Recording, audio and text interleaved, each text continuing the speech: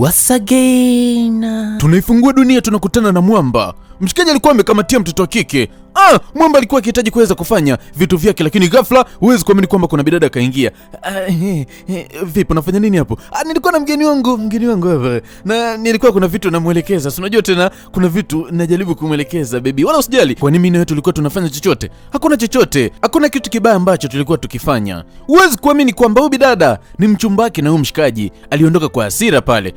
Jamani baby ameondoka. Vipi? Ndio nataka kwenda wapi? Tulia. Uone nimefumaniwa hapa na mchumba wangu. Amenifumania alafu nisikunjunje. Ni lazima nikunjunje. Hawezi kanifumania bule alafu sijala hata kitumbua. Twende bana nikakunjunje ili nikienda kuomba msamaha niombe msamaha kwa halali. Mshikaji ni kwamba hajataka kwenda kuomba msamaha ambao hauna halali, kafumaniwa, acha akafanye kweli ili akienda kuomba msamaha uwe wa halali. Bidada huko ni alikuwa akilia, yeye analia kinoma noma kwa sababu amemfumania mwanaume wake. Na huyu dada anakwenda kwa jina la Anita na yule mshikaji anakwenda kwa jina la Ikenna.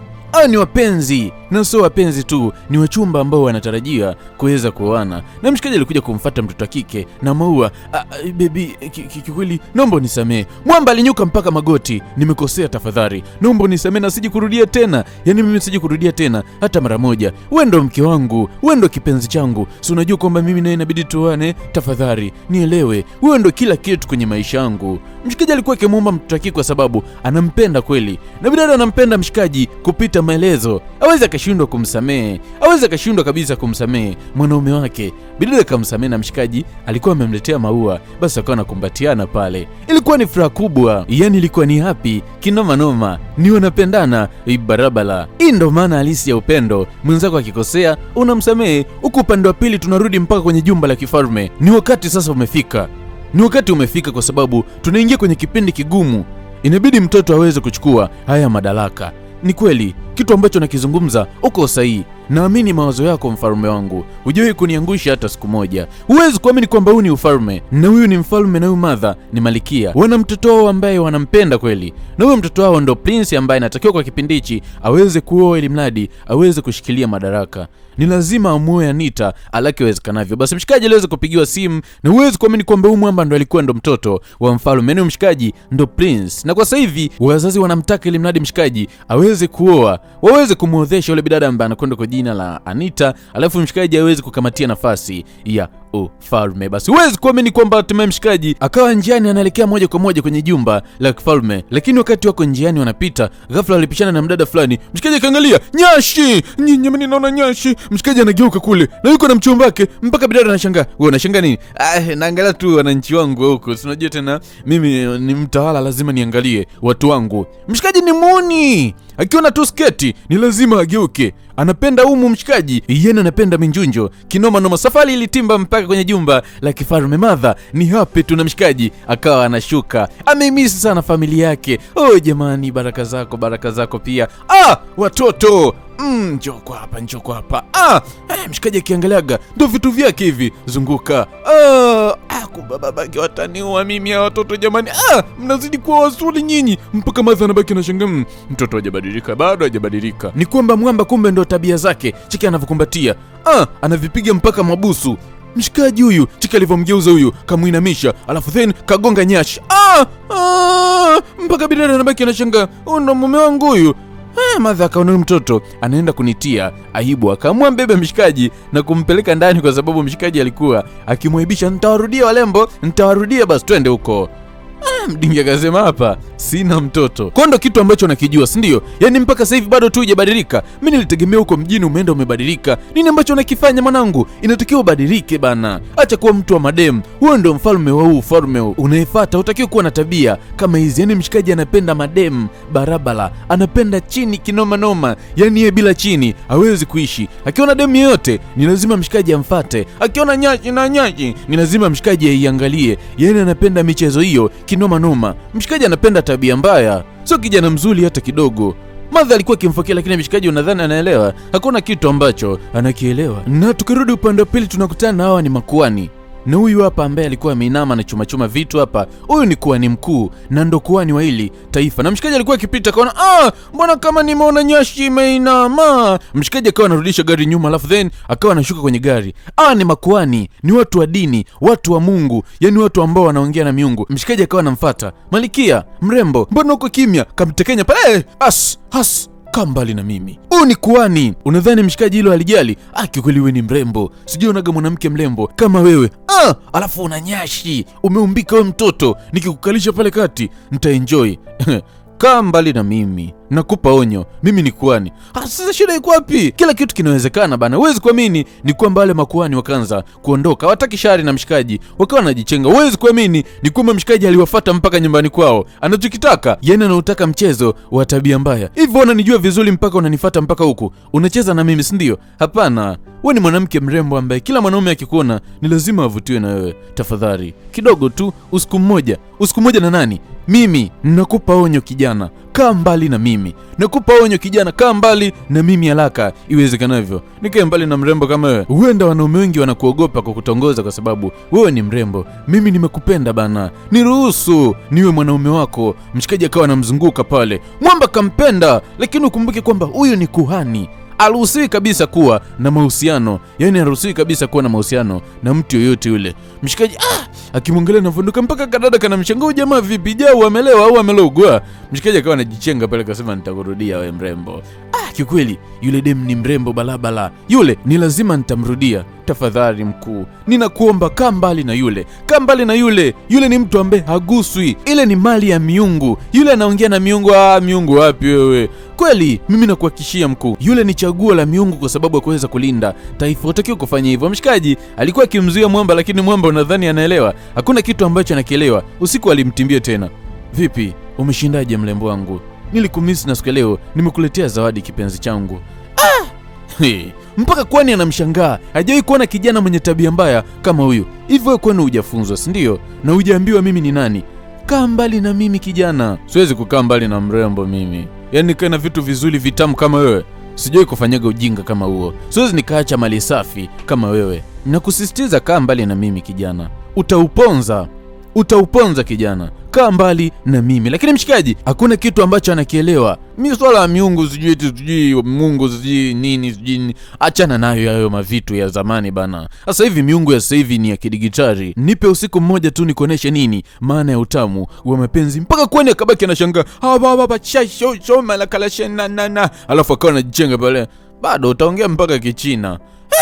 Mpaka huyu msaidizi wa kwani anabaki anamshangaa. Huyu mshikaji vipi? Mbona Jao hajawahi kuonaga eti mtu anamfuata kwani anamtaka? Mwamba ndo wa kwanza. Basi bwana, wakati mwingine tunamwona mshikaji alikuwa sehemu ya kuenjoy. Alikuwa club anakula bata. Ndo mambo yake mshikaji. Yaani anapenda kuenjoy kinoma noma. Utamwambia nini? Na hapa club Mwamba alikuwa akicelebrate, wakunywa wine, wanakunywa bia. Yaani unakunywa chochote ambacho unakihitaji. Na uwezi kuamini ni kwamba DJ akapiga ngoma kali kutoka kwa msanii mkali anaitwa Kamba The Don. Watu walikuwa wakicelebrate tu pale. Hapa ni wapi mwalimu wa mathe? Hapa ni wapi? Hapa ni wapi? Hapa ni wapi mwalimu wa mathe? Hapa ni wapi? Din. Hapa ni wapi mwalimu wa mathe? Hapa ni wapi? Hapa ni wapi? Hapa ni wapi mwalimu wa mathe? Hapa ni wapi? Miamba alikuwa akienjoy, wanacheza, wanaburudika, na kuna binti alikuwa na mwanaume wake hapa wanaenjoy. Na yule bidada akawa ananyanyuka anaelekea zake toilet. Mshikaji sikamuona kaona nyashi. Wewe tolia nyashi. Kamkamatia kiuno, alafu then kamgeuza kamweka kwa hapa. Chiki mshikaji anavyomfanya.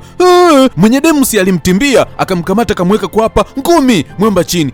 Mwamba akaanza kumshambulia mshikaji. Mshikaji akaona mbona hili ni zali. Dereva wake anaingilia, lilimkuta tukio chafu. Kama tena huyo fala, huwezi kuamini ni kwamba Mwamba alitoka mkuku na Mwamba alimvamia mtama chini mshikaji. Walianza kutembeza mtimbo wa kufa mtu, lakini ghafla huwezi kuamini kwamba kwani ilitokea pale na Mwamba walijichenga mkuu. Jamani tunakufa jamani, anatua huyu. Mwamba ni mbio za kufa mtu. Alafu mshikaji alikuwa amejikonyata. Njoo hapa kijana. Ni yule kwani. Ni ana nguvu za ajabu kinoma noma. Hawa ni miungu. Hawa wanakaa na miungu. Na akapotea pale. Alafu akatokea huku. Alafu kamshusha mshikaji pale. Wewe kwani ni noma? Njoo kwa hapa. Tulia hapa. Umenifurahisha leo. Tumepoteaje pale? Yaani umepotea kama mzimu. Kumeona nguvu za ajabu. Asa nguvu zako nataka nizione hapa kitandani. Yaani hapa kitandani ndo nataka nizione nguvu zako. Lakini usifanye hivyo. usifanye hivyo kabisa, kwa sababu ukilala na mimi hautoruhusiwa kulala na mwanamke yoyote. Hilo mimi sijali na sihitaji hizo drama zako, nipe kitu bana. Huwezi kuamini ni kwamba mshikaji kamshusha Kwani chini, na Kwani hawezi kukulukuka, hawezi kukataa, hawezi kusumbua. Mshikaji huwezi kuamini kwamba anakula miungu, yani mshikaji anakula miungu. Na huko nyumbani asubuhi na mapema usiku kucha walinzi walikuwa wakimtafuta mshikaji, lakini wamemkosa. Hatujui uko wapi. Sehemu moja tu ambayo hawajaenda kumwangalia mshikaji ni kwenye nyumba ya kuhani. So Malkia aliweza kuruhusu aende kwenye nyumba ya kuhani, huenda mshikaji atakuwa huko, kwa sababu kazi ya kuhani ilikuwa ni kuweza kuilinda hii nchi nzima. Kwa maana mshikaji atakuwa yupo huko. Na ni kweli nyumbani kwa kuhani alikuwa akishusha mawe yake. Haya ni mawe ambayo anatumiaga kuweza kufanya utabiri, kuweza kutabiri nini ambacho kitatokea kwenye huu ufalme. Na mshikaji kanyenyuka pale. Ni kwapi? Uko nyumbani kwako? Hapa ndo kwako. Kwangu? Kivipi? Mimi si kwangu, ni kwenye jumba la kifalme. Alafu wewe tumenjinjana? Yes, umenifanya usiku wa leo sana yani. Mshikaji kabaki anashangaa. Wewe, lakini nisamee kwa sababu nilikuwa nimelewa tu, kwa naomba usichukulie serious kwamba labda kama nilikubaka, naomba unisamee. Hapana, ni kitu ambacho nakihitaji siku zote. Si kila siku umekuwa unaniambia kwamba unanitaka, sijui unanipenda. Jana nikaamua nikupe, lakini siku jana nilikuwa nimelewa, yani sikukupa kwa ridhaa yangu, yani so mimi nilikuwa nimelewa. Kwa kila kitu ambacho kimetokea hapa nilikuwa naomba unisameni, yaishi, yani usihesabie kabisa kwamba umewahi kufanya chochote na mimi. Yani usihesabie kabisa kwamba umewahi kulala na mimi, kwa sababu mimi nawe kwanza tuko hadhi tofauti. Unasemaje wewe? Kwani alibaki anamshangaa mshikaji kwamba usiku wa jana alikuwa amemchezea, alafu mwamba akawa anajichenga pale. Anatoka nje tu pale anakutana na ulinzi wake. Heshima yako Prince. Basi hakuna shida, tuenzao nyumbani. Nadhani tuenzao wote maskani. Basi huwezi kuamini ni kwamba Kwani akaanza kupiga sala zake pale. Mshikaji anamwangalia tu kwamba akaachana naye pale, alafu then akawa anajichenga pale. Mwamba kafika mpaka nyumbani, mke wake akasimama pale. Vipi, ulikuwa wapi? Umelala wapi? Nilikuwa nimelewa na nilishindwa kujitambua, nikajikuta nimelala nje na nyumbani. Hapana, umekosea. Unaanzaje kulewa mpaka unalala nje ya nyumbani na ulimkimbia mlinzi wako ghafla pale pale? Huwezi kuamini kwamba Kwani akatimba. Hatimaye sasa miungu imemchagua mtoto wenu. Sijakuelewa Kwani, na karibu sana nyumbani kwangu. Heshima yako mfalme. Mimi nakupenda sana Kwani wangu, kwa sababu umekuwa ukilinda hili taifa pamoja na huu ufalme kiujumla. Na imani siku leo mpaka umekuja nyumbani kwangu, umekuja na taarifa njema na kusikiliza Kwani wangu. Mimi na mke wangu pamoja na ufalme wangu na familia yangu tunakusikiliza. Tuambie nini ambacho kimekuleta. Pia nimesikia kwamba wewe ndio umemsaidia mwanangu. Asante sana kwa uwema wako. Ndiyo, kwa sababu mtoto wako amechaguliwa na miungu. Mwanao sasa hivi ni mali ya miungu, kwa sababu amelala na Kwani. Mimi nimelala na mtoto wako usiku wa jana, amefanya mapenzi na mimi. Kwa maana hiyo mtoto wenu amechaguliwa na miungu, kwa sasa hivi ni mali ya miungu. Unamaanisha kwamba yes, mtoto wenu amelala na mimi usiku wa leo. Na alikuwa ananiita piskali, eti mimi mlembo. Yani kila siku amekuwa akinitamani, ananiletea mpaka zawadi. Martha nabaki anashangaa. Wewe Kena, nini ambacho unakifanya? Mdingi akabaki anashangaa. Umefanya nini wewe? Yani umeenda kulala na Kwani? Wewe unalala na Kwani? Kila mtu alikuwa anamshangaa mshikaji. Kwa sasa hivi ni mali ya miungu, na mnajua sheria ya miungu, haruhusiwi kulala na mwanamke yeyote. Akilala na mwanamke yeyote ni lazima kuna mmoja atakufa, kati yake yeye au ya mwanamke. Mimi sizungumzi sana kwa sababu sheria inajulikana. Prince Kena amechaguliwa na miungu, alafu Kwani akawa anajichenga pale. Bidada mpaka nguvu zinamwisha. Yani mshikaji umalaya wote huo anaenda kulala mpaka na miungu, yani kuhani. Hivyo mtoto una akili timamu kweli wewe? Yani wanawake hapa kwenye jumba la kifalme hawaje kutosha mpaka Kwani? Mimi nilikuwa nimelewa mkelele. Utaniambia nini wewe? Ilikuwa ni huzuni kwa bidada. Mshikaji akawa anamfuata. Kweli naomba unisamee, mimi nilikuwa nimelewa tu, usiniguse. Usijaribu kugusa mwili wangu. Mshikaji kakanyaga sehemu mbaya. Unalala na Kwani, msoma nyota, mtabiri wa taifa, mtu ambaye anaongea na anakaa na miungu, mtu ambaye amechaguliwa na ana nguvu kwenye hili taifa kuliko mtu yoyote. Kila mtu alikuwa akimshangaa mshikaji. Ameonekana ni mtu wa ajabu, hata kama ndo umalaya, hata kama ndo anapenda humu tu, hata kama ndo anapenda uzinzi, ndo akalale na Kwani. Kwani kweli nilikuwa nimelewa, ni pombe, yani yule so mimi, yani yule so mimi. Sawa, mshikaji alikuwa amelewa, lakini hawezi kufuta kile ambacho kinaendelea kwa sasa. Kwa sasa hivi mshikaji ni mali ya miungu. Yani kwa sasa hivi mshikaji ameteuliwa kuwa mume kabisa halali wa yule Kwani. Haruhusiwi kulala na mwanamke yoyote. kila mwanamke ambaye atalala naye mshikaji ni lazima huyo mwanamke atakufa. Na sio mwanamke tu, huenda hata mshikaji anaweza kupoteza maisha. Madha alikuwa akimfuata yule kuhani, alikuwa akimuomba radhi kwa kile ambacho mtoto wake alikifanya, na pia alikuwa akimuomba kuhani aweze kumsamehe, aweze kufuta ile laana ambayo mtoto wake amepatiwa, kwa sababu ile ni kama laana. Kwani huyu kuhani aliruhusiwa kuweza kulala na mwanaume yote, na mwanaume ambaye atalala naye ataraniwa na atakuwa mume wake, na yeye atakuwa haruhusiwi kulala na mwanamke yoyote. Hiyo ndio sheria, na sheria haiwezi kupindishwa, kwa huwezi kubadilisha chochote. Nenda zako, kikubwa tu kamlinde mtoto wako asilale na mwanamke yoyote. Malkia alibaki anashangazwa. Ilibidi ajichenge kwa sababu kwani amegoma kabisa kuweza kubadilisha jambo lolote. Huko mshikaji ni kwamba alipuuzia amini kile ambacho kinazungumzwa, wala usijari. Na bidada alikuwa tayari ameshamsamehe mshikaji. Huwezi kuamini kwamba mwamba akawa anamvuta bidada kwa hapa na anahitaji minjunjo. Tafadhali naomba kila kitu kiishe, au unasemaje mchumba? Ni kweli kila kitu sasa kimekwisha. Mshikaji akawa anahitaji kwanza kupata juisi ya miwa ili mradi aweze kumkamia mtoto kike. Hey, we mtoto, unataka kufanya nini? Kwamba usikisi ndio? Uelewe kitu ambacho mnaambiwa. Si umeambiwa usifanye chochote? Kiukweli mwanangu, naomba tafadhali, siko tayari kukuzika mtoto wangu, siko tayari kuzika mtoto kwa sasa. Ukifanya na mwanamke yote unakufa, na wewe mwanamke anakufa. Hapana mama, sikia nikwambie kitu kimoja. Sitaki. Sijisikii kuzika sasa hivi. Madha ni kwamba lilipinga hilo, hahitaji kuzika hata mara moja, anampenda mtoto wake. Mshikaji aliruhusiwa kufanya mapenzi na mwanamke yoyote zaidi ya yule kuhani. Alilianzisha, inabidi alimalize. Maji ameyavulia nguo, inabidi ayaoge. Amelitafuna, inabidi alimeze. Utakiwa kufanya hivyo. Alafu Madha akawa anamchukua yule mtoto kike akawa anaondoka zake. Mshikaji akiangalia duda limesimama. Nitapeleka wapi jamani upweru jamani? Kwani huyu amenimaliza kabisa. Huwezi kuamini kwamba mshikaji kwa sasa hivi ana wakati mgumu kinoma noma, na kwani akatimba, nimekuja sasa mimi mwenye mume wangu jamani. Jamani nileteni mume wangu jamani, nileteni huyo prince, mtoeni nje haraka iwezekanavyo. Basi walinzi wakawa nazama ndina kwenda kumchomoa prince. Nimekuja kumchukua mume wangu, haiwezekani kuhani alale peke yake na wakati ana mume. Haijarishi mume yuko wapi, natakiwa aje akalale na mke wake. Ni anacheka tu, anaenjoy kwa sababu sasa amempata mtu ambaye ndo mume wake. Kuhani anambwembwe huyu, yani alikuwa na njonjo kinoma noma. Karibu sana kuhani, tunakusikiliza. Tuambie nini ambacho kimekuleta? Kilichonileta ni kwamba haiwezekani kuhani alale peke yake wakati miungu imemletea mtu. Miungu imemletea mwanaume. Haiwezekani kabisa. Nimekuja kumfuata mwanaume wangu. Bidada kawa anapinga kwamba haiwezekani. Mwanaume wako yupi? Huyo ni mume wangu. Hawezi kulala na wewe. Usibishane na kuhani. Ni mwanaume wako. Nijaribu nikuonesha ukenge. Nijaribu. Alafu kuhani akawa anajichenga. Anamtaka mume wake.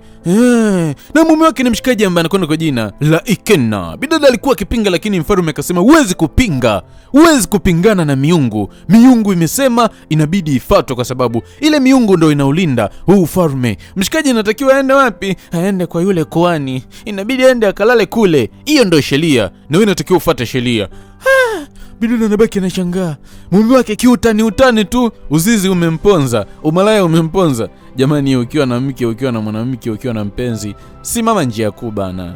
Michepuko sio dili. Mshikaji anatakiwa aende kwa yule kuhani. Basi mshikaji akawa anatoka kimwangalia mke wake, analia, ni uchungu. Mshikaji kaya kanyaga, kafanya kosa kubwa sana. Laundi bidada alikuwa akirudi ndani huko analia kinoma noma. Mshikaji alitimba mpaka nyumbani kwa kuhani. Ana namna. Sasa hivi ni mali ya miungu.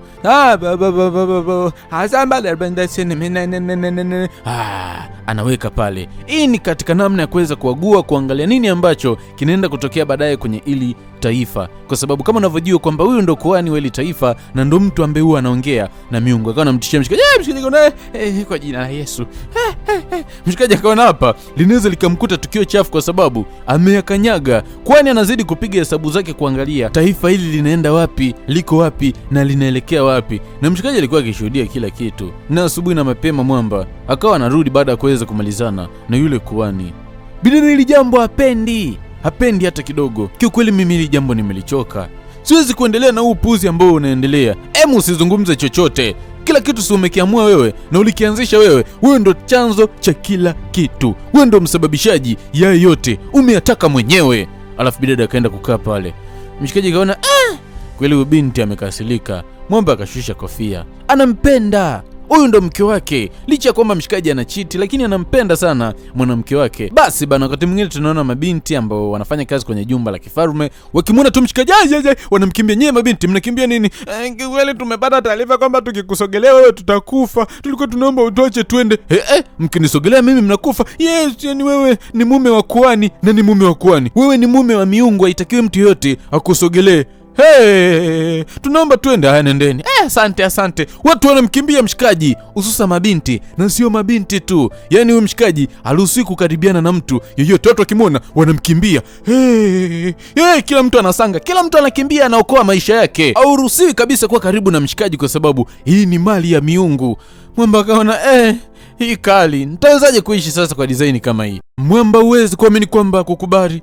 Jamani, babangu na mamangu, kikweli siwezi kuishi hivi. Kila mtu ananikimbia. Yeyote ambaye atanikuta njiani anakimbia. Jamani, tafadhali naombeni mnisaidie. Wife, naomba nisaidie kabisa kwenye hili. Mimi sitaki kuendelea kuishi hivi. Upwili umekaba koo. Siwezi kuendelea kukaa hivi bila kufanya jambo lolote. I swear, likisha hili siwezi kurudia tena. Siji kufanya upuzi kwa mara nyingine. Jamani, wazazi wangu, jamani, nioneni huruma mwanenu. Nateketea. Kila mtu sasa hivi ananikimbia. Mshikaji, watu wanamkimbia. Ni mtu au mali ya miungu. Basi bidada alitimba mpaka kwa kuhani. Alipiga mpaka magoti, lakini kuhani alimkataa. Alisema, hapana, tafadhali naomba umsamehe mwanaume wangu. Mwanaume wako? Mwanaume wangu yule ni wa kwangu. Hapana, yule ni mali yangu. Bidada akawa anamsogelea. Usinisogelee, kaa mbali na mimi. Unanijaribu, si ndio? Unataka nikuoneshe nguvu yangu iko wapi? Nitokee hapa, nitakukili. Ni kwamba bidada akiendelea kucheza na huyu kuhani anaweza akafa. Halo, anacheza na kuhani huyo, akawa anajichenga pale kuhani. Wewe bidada, huwezi kuamini kwamba alikuwa akitembea njia nzima analia, na kuna mtu akawa anapishana naye, na huyu mtu alimsimamisha mtoto wa kike. Bidada akawa anasema, unanisimamisha mimi? Ndiyo, najua una matatizo makubwa sana ambayo yanakusumbua. Najua kila kitu ambacho kinaendelea kwenye maisha yako. Kuna mtu muhimu ambaye ukimfuata anaweza kusaidia matatizo yako. Anapatikana kwenye ule mlima wa Asasi. Alafu mdingi akawa anajichenga pale. Umesema anaitwa nani? Bidada alikuwa tayari ameshaelekezwa kwamba kwenye mlima wa Asasi kuna mtu anaishi hapa, huyo ndo anaweza akamsaidia. Basi bidada alitimba hapa. Ni kwa huyu mdingi. Huyu mdingi ni mmoja kati ya watu ambao pia wao wanawasilianaga na miungu, lakini kidogo nguvu yake ni ndogo tofauti na yule kuhani. Nini ambacho kimekuleta hapa? Nini ambacho kimekuleta? Basi bidada akawa anamsogelea. Eleza shida yako ni nini? Kiukweli mume wangu ameweza kulaaniwa na yule kuhani kwa sababu alifanya naye mapenzi. Nilikuwa naomba unisaidie. Tafadhali, nilikuwa naomba unisaidie. Bidada alikuwa akimwomba mdingi hawezi kumsaidia, na mdingi akamfuata pale. Kiukweli mimi siwezi kukusaidia kwa sababu niko busy. Tafadhali, nilikuwa naomba unisaidie. Please, ni muhimu kweli. Naomba uende. Siwezi kukusaidia jambo lolote. Tafadhali, nakuomba, niko chini ya miguu yako. Sina msaada wote. Naomba unisaidie. Bidada alikuwa akimwomba mdingi hawezi kumsaidia. Siwezi.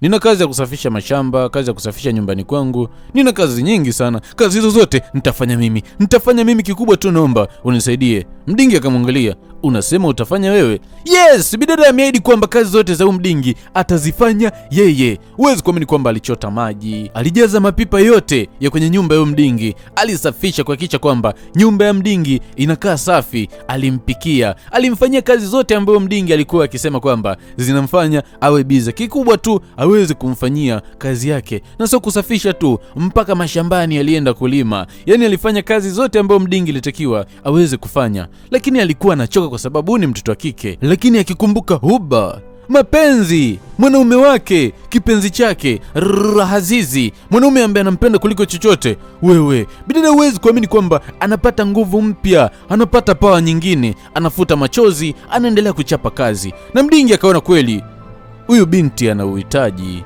Ni kweli ana uhitaji, na ndio maana akati tamaa. Ndio maana unaambiwa never give up. Na mdingi akamwambia, nenda nyumbani ukapumzike. Mimi na hakika nitakusaidia kwenye hili. Nina hakika na hili. Huwezi kuamini ni kwamba mdingi akubali kumsaidia bidada ambaye anakwenda kwa jina la Anita, na akamwambia rudi zake maskani. Bidada alikuwa akimshukuru mdingi, lakini mdingi akasema, nenda ukapumzike. Jamani, kweli itafanya kazi? Nimesema nenda ukapumzike. Na bidada akawa anapiga magoti. Asante sana, Mwenyezi Mungu akubariki. Alafu bidada akawa anajichenga. Mdingi kamwahidi bidada kwamba atamsaidia, na msaada wake ulikuwa ni mmoja tu, ni kwenda kuongea na huyu kuhani inabidi umwachilie huyu kijana, hana hatia. Ni kweli sheria zinasema mwanaume ambaye atalala na wewe basi atakuwa ni mali yako na ni mali ya miungu, lakini yule ni mwanaume wa mtu, inatakiwa umwache aende. Kweli wewe una akili hivi? Hujui kwamba yule mwanaume kwa sasa hivi ni mali yangu na mimi nampenda? Yes, natambua hilo, lakini yeye hakupendi. Kivipi asinipende? Yule ananipenda mimi, ni kwangu mimi. Aliniambia mimi ni piskali, aliniambia eti mimi nina nyashi, na akaniambia amenipenda, akawa ananiletea na zawadi na akaninjunja. Lakini mwanaume anaweza kafanya hayo yote na bado akawa hakupendi. Yule alikutamani tu. Mwanamke ambaye anampenda ni yule ambaye anatakiwa aweze kumuoa. Hapana, huwezi kuamini kwamba kwani alikuwa akipinga. Kwani ni kwamba kwa sasa hivi amezama kwenye penzi la mshikaji ambaye anakwenda kwa jina la Ikenna. Mshikaji alimkamia vilivyo kuhani. Kwani amezama? Wewe, kwani amezama? Hajawahi kufanya mapenzi tangu amezaliwa. Amekuwa ni bikra kwa muda mrefu, alafu Ikenna kaja kamkamia. Amepagawa. Amezama kwenye penzi la mshikaji ambaye anakwenda kwa jina la Ikenna. Lakini huyu kwani mdogo alikuwa akimwambia kwamba ni lazima umwache aende. Huna namna, lazima umwache aende. Mwache aende. Wewe ni mwanamke mrembo sana, utapata mwanaume mwingine. Wewe, ni kweli kwani atapata mwanaume mwingine? Ilikuwa ni huzuni. Na huyu msaidizi wake tutamuita Zuchu. Zuchu alikuwa akishusha magoma. Kile mile, kile mile, kile milele, kile mile. Kile kile kile kile kile milele, kile. Huko mshikaji ni huzuni. Hali inazidi kuwa tete. Upwelu umekaba koo. Alafu hawezi kufanya jambo lolote. Mwanamke yote ambaye akilala naye ni lazima afe. Mshikaji alikuwa akilia. Ni huzuni. Yani ni huzuni barabara. Wala usijari. Piga moyo konde mpenzi wangu. Kila kitu kina mwisho. Hili jambo linaenda kukwisha. Bidada alimwahidi mshikaji ambaye anakwenda kwa jina la Ikenna kwamba kila kitu kinaenda kukwisha. Tafadhali usilie. Kila mtu alikuwa akilia na anambembeleza mwenzake asilie. Basi wakawa nakumbatiana pale. Nakupenda mke wangu. Nakuahidi likiisha hili sirudi tena. Nakuamini. Bidada anamwamini mshikaji kinoma noma. Ndio inavyotakiwa ukiwa na mtu ambaye unampenda. Make sure kwamba unamwamini. Yeye hakikisha kwamba unamwamini. Huko kwa kwani alikuwa akilia. Kwani analia. Ushaona miungu inalia wewe? Ndio maana unaambiwa cheza na kila kitu, usicheze na mapenzi, usicheze na moyo wa mtu. Huku Zuchu anashusha magoma. Na huwezi kuamini kwamba Zuchu aliacha kushusha magoma ya kikuani, magoma ya kimiungu, akaanza kushusha ngoma la mapenzi pale. Ndio ujue kwamba mapenzi yana nguvu mpaka kwa makuani. Unempenda kampenda mwingine, huyo mwingine naye na mwingine naye kapenda na mwingine. Moyo suku madamu sto mashine yanakushinda na pengine. Huyo mwimbaji anaimba nyimbo ya mapenzi, ndo kwani anazidi kulia. Analia kwa sababu ngoma inamwambia unempenda kampenda mwingine, na huyo mwingine naye ana mwingine. Mshikaji alitimba. Hivi ni kweli au nipendi? Ulikuwa unaniambia mimi ni piskali, nina nyashi, mimi ni mzuri, ukaniletea zawadi. Ni kweli unipendi? Unataka hii laana ikutoke? Zungumza ukweli. Ni kweli unipendi? Ulichokuwa unaniambia siku leo ulikuwa unanidanganya. Ulikuwa unataka kunitumia tu. Kiukweli mshikaji mpaka anashindwa kujieleza. Ikabidi apige magoti kwani akasema kweli. Akavua mpaka kofia mshikaji. Kaweka pembeni. Kaanza kuomba radhi. Naomba unisamee. Kiukweli nimekukosea sana. Nimekukosea wewe pamoja na miungu. Tafadhali. Mshikaji akuishia tu kupiga magoti.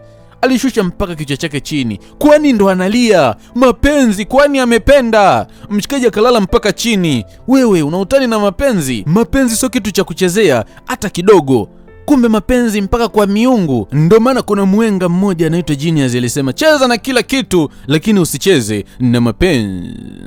Usicheze na moyo wa mtu. Huku ufalme ulikuwa ukisubiri majibu. Je, mshikaji atasamehewa ama la? Mwamba alirudi na kuani hapa. Kwa sasa hivi mtoto wenu yuko kama ambavyo mlikuwa mnataka. Mlitaka awe huru, kwa sasa hivi atakuwa hulu. Bidada amini ni kwamba mshikaji kasamehewa. Kwamba unamaanisha mwanangu kwa sasa hivi yuko huru? Yes, yuko huru kwa sasa. Nimempa nafasi ambayo ni nafasi ya kipekee, ambayo sikutegemea kama ningeweza kufanya hivi. Na hii nafasi nimeitoa kwa uchungu, kwa sababu huyu mwanaume nilikuwa nimepewa na miungu, na mimi nilimpenda kwa dhati. Nilimpenda kwa sababu lilikuwa chaguo kutoka kwa miungu. Ila kwa kuwa yeye hakunipenda na nampenda Anita, acha nimwachie Anita abaki naye. Bidada alikuwa akipiga magoti na kusema asante. Huyu kwani ameamua kuachilia kila kitu? Kwani analia? Anampenda mshikaji, amempenda mshikaji. Nikamsogelea, kwa kweli nakupenda sana, lakini nina masharti. Ikenna, Prince, usije kulala na mwanamke yoyote mwingine tofauti na huyu Anita, wala usije kumtamani mwanamke yoyote, wala usije kuangalia nyashi, usije kumwangalia demi yoyote. Na ukija kufanya hivyo, nitakurudia na nitakuchukua, hauji kurudi tena kwenye maisha yako. Kwani mshikaji, haruhusi kulala na mwanamke yoyote, haruhusi kufanya mapenzi na mwanamke yoyote, wala haruhusi kumtamani mwanamke yoyote, hata kumtizama mwanamke yoyote haruhusiwi. Akikutana na mwanamke mbele yake, asigeuke kuangalia nyashi. Hayo ndo masharti. Akifanya hivyo tu, kwani amemwahidi kwamba atamrudia. Huwezi kuamini ni kwamba mshikaji alikuja kuwa huru na alikuja kumuoa bidada ambaye anakwenda kwa jina la Anita, na ndoa yao ilikuwa ya furaha kubwa, na mshikaji alikuja kuwa mfalme na alikuja kuzaa mtoto wa kiume ambaye alikuja kuwa mfalme, akarithi ufalme wake, na alikuwa anakwenda kwa jina la Genius. Kama kawaida, wanalipenda sana jina langu. Kwa ile maoni shali pamoja na matangazo, namba ni ile ile 0755660003. Tunapiga comment yako na mbona unataka wapi na maoni yako. Wewe ni yapi na usahau kuweza kusubscribe. Na mimi ni yule Genius, sauti ya nang'ata, yani sauti ya Simba.